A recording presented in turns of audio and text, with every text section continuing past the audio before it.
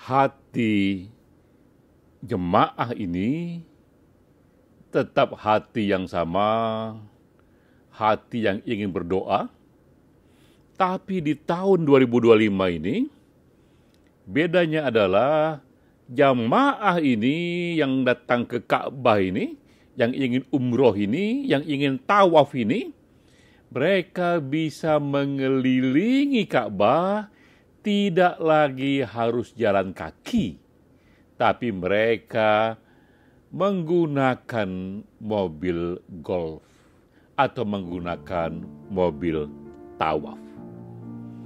Mereka yang ingin berkeliling dari Bukit Marwah ke Bukit Safa atau Bukit Safa ke Bukit Marwah tak lagi melakukannya hanya pilihan dengan jalan kaki, tapi juga ada pilihan naik mobil golf itu.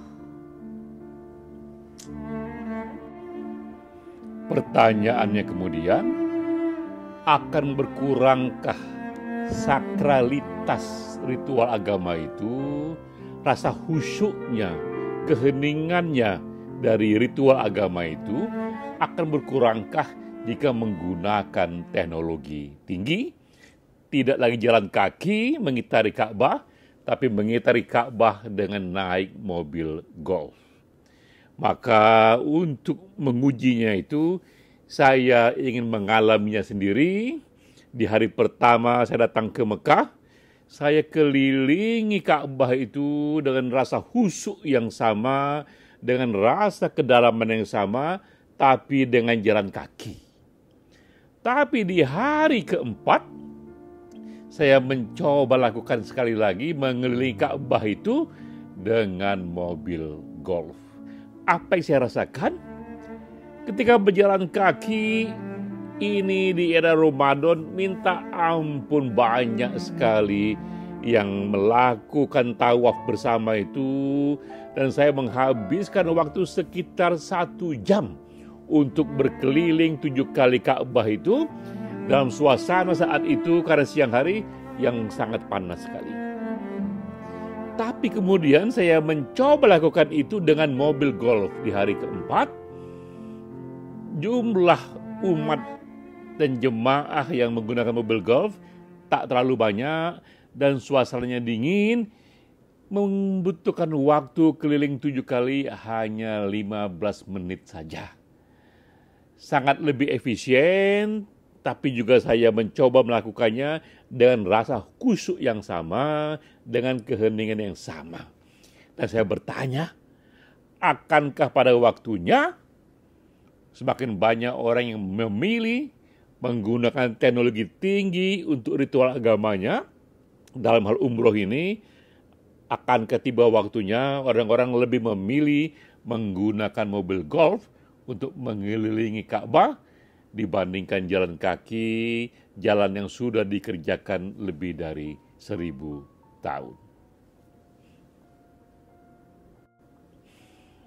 Sebelum kita masuk ke sana dari sisi hukum Islamnya atau teologinya atau filosofinya, untuk membahas seberapa besar dibolehkan teknologi memberi nuansa baru kepada ritual agama, saya ceritakan dulu background mengapa akhirnya Mekah menyediakan fasilitas mobil golf untuk keliling Ka'bah, juga untuk melakukan sa'i, jalan kaki 7 kali bolak-balik dari Bukit Safa ke Bukit Marwah itu. Ini di tahun 2019 awalnya karena ingin membantu mereka yang lansia dan yang disable untuk juga memiliki pengalaman sahdunya berkeliling Ka'bah, karena mereka lansia ataupun mereka yang disable mengalami kendala fisik untuk melakukan ritual itu. Disediakanlah satu mobil golf ya, untuk mereka ya.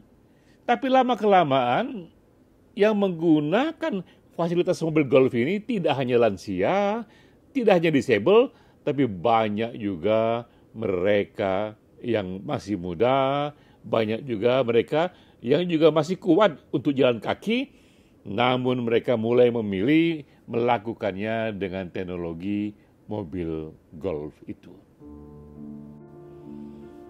Saya pun membaca perdebatan mengenai pro dan kontra ketika mobil golf digunakan menggantikan jalan kaki untuk mengitari Ka'bah. Dan saya mendukung satu argumen yang mengatakan yang penting adalah esensi dari ritus itu tidak berubah, datangnya teknologi justru untuk memudahkannya. Dan memang mereka yang melakukan putaran Ka'bah dengan mobil golf itu tetap punya orientasi ritus yang sama, bahwa mereka mengelilingi Ka'bah melawan putaran jam sebagaimana putaran bumi terhadap matahari, sebagaimana juga putaran elektron terhadap proton di dunia atom, itu sama semuanya berlawanan dengan arah jarum jam.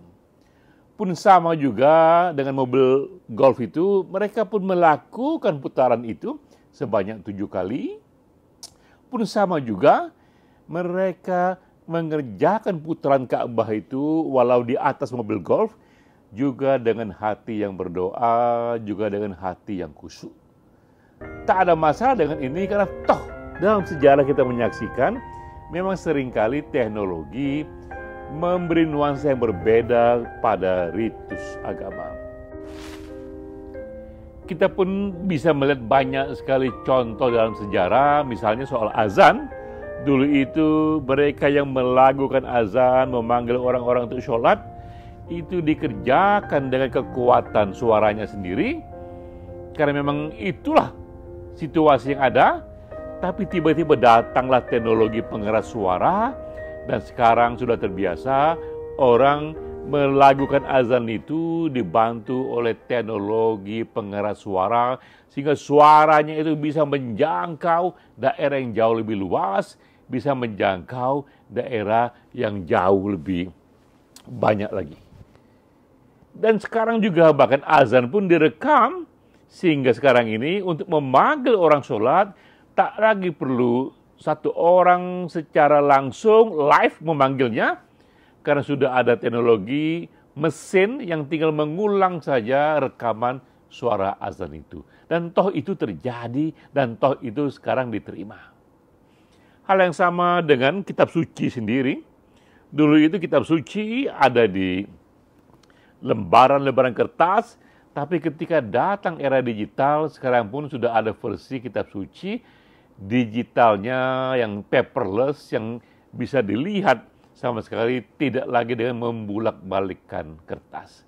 Jadi memang sudah seperti itulah datangnya teknologi, ia sudah memberikan contoh, bisa memberi nuansa yang berbeda terhadap ritus-ritus agama.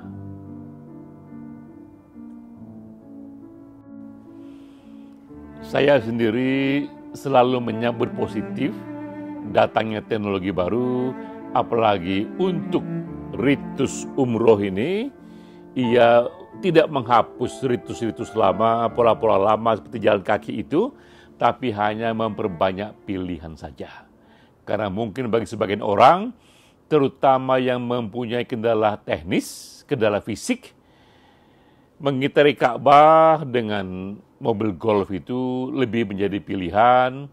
Atau juga mereka yang tak ingin dihalangi oleh keletihan fisik dengan mobil golf itu, mereka bisa mengitari Ka'bah lebih khusyuk secara spiritual, lebih khusyuk dengan doa-doanya tanpa pernah berpikir mereka berada dalam satu kerumunan yang saling bisa bersentuhan secara fisik, yang juga mungkin bisa mengganggu kekhusyukan dari para jemaah itu. Jadi demikianlah teman-teman, kita melihat betapa teknologi baru datang dan bisa mengubah nuansa dalam ritus-ritus agama.